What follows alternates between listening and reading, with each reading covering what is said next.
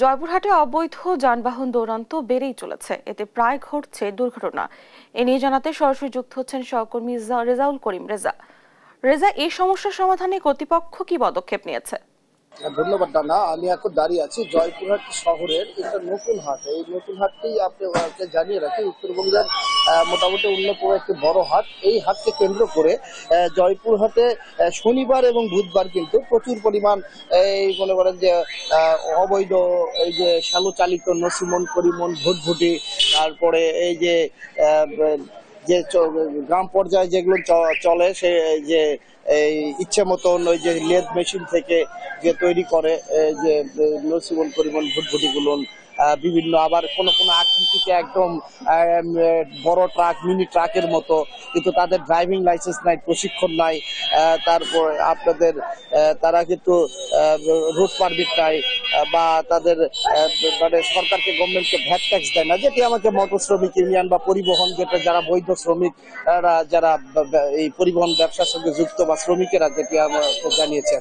তো এবং এলাকাবাসী যেটি জানিয়েছেন, জয়পুরহাট শহরের একদম 0 পয়েন্ট এলাকার পাশেই এই যে জয়পুরহাটের নতুন হাট, এই নতুন হাটটি কিন্তু বিশেষ করে শনিবারে কিন্তু চলাচল একেবারেই অনুপযোগী পরিস্থিতি।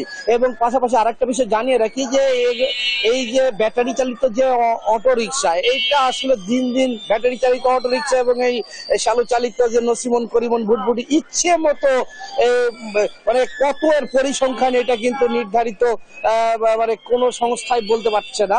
কারণ কি, ইচ্ছা মতো তৈরি হয় এবং ইচ্ছা মতন এগুলো মনে করেন যে চালকেরা একটা গাড়ি রোডে নিয়ে এসে তারা গাড়ি চালায়, এবং মাঝে মাঝেই কিন্তু ছোট বড় দুর্ঘটনা কিন্তু ঘটেই থাকে। তো আমি এখানকার একজন নাগরিকের সাথে কথা বলে জানতে চাই যে আপনারা তো এই এলাকার নাগরিক, তা আপনাদের এই যে যত্রতত্রে এই নসিমন পরিমন ভুটভুটি অটোরিকশাতে আপনাদের কি কি সমস্যা হয়?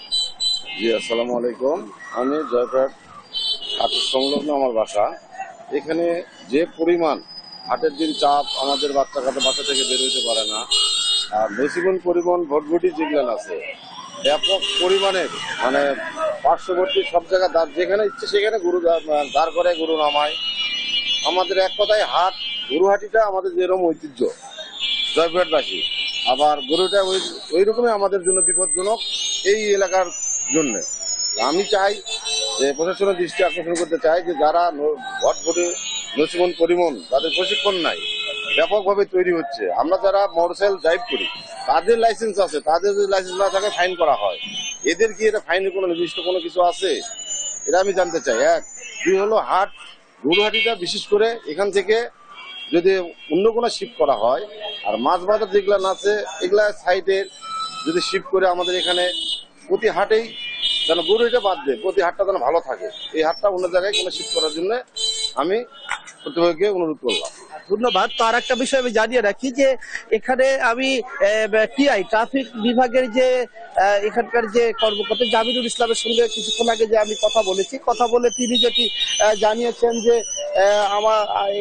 তারা এই যে নসিমন পরিবহন ভুটভুটির ব্যাপারে তারা সতর্ক করেন এবং সকাল 9টার পর কিন্তু শহরে ঢুকতে দেন না। এটা গ্রাম অঞ্চলে চালানোর কথা, কৃষিপণ্য বা তাদের ছোটখাটো রোডে তারা চালাবে, কিন্তু সেটা কিন্তু নিয়ম মানা হয় না। যত্রতত্র আঞ্চলিক মহাসড়ক এবং শহরের মধ্যে ইচ্ছে মতন চলে। পাশাপাশি এই যে অটো রিক্সাগুলো, এই অটো রিক্সাগুলোরও কিন্তু একই অবস্থা, যে অটো রিক্সা যে তারা কত তৈরি হচ্ছে বা কত আসতেছে, এবং এই নসিমন পরিবহন ভুটভুটি চালিত ইচ্ছা মতো লেদে তৈরি করে তারা, কিন্তু কত পরিসংখ্যান বা কি মানে এরকম কোনো কিছু, এরকম করতে করতে একটা সময় কিন্তু এই জেলাতে মানুষ যেটি জানিয়েছেন যে এটা তো অবৈধ যানের শহর হয়ে যাবে এবং চলাচল অনুপযোগী। আর একটা বিষয় জানিয়ে রাখি যে জয়পুরহাট কিন্তু একটি রাস্তায় কিন্তু সেই রাস্তাটি 7 বছর থেকে কাজ হচ্ছে, রাস্তা খানাখন্দে ভরা,